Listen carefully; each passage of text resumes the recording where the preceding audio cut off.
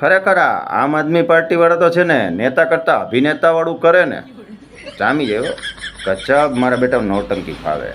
હા હા ઈના ઈ આવેદન પત્ર આપી આવે કે તમે જુગારીઓને પકડતા નથી ને પાછા પકડાય ઈના ઈ જ. હા લિંક મૂકી છે કોમેન્ટમાં જોઈ લેજો.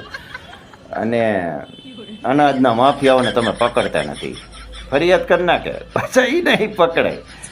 એટલે ઓલું કેવું ખબર છે અભિનેતા બન્યા હોય ને એમાં કઈ પકડાય નહીં કારણ કે રિયાલિટી તો હોય નહીં પિક્ચર હોય.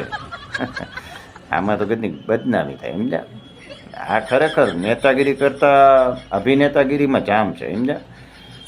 ઓલું આમ 2 રૂપિયાની બોલપેન બતાવીને બંગલા તો બનાવી લીધા કેજરીવાલે પછી ગલાઈ ગયો કે નહીં. એટલે એ પછી હવે દિલ્હી મોડલની વાત કરવા જેવું નથી રહ્યું.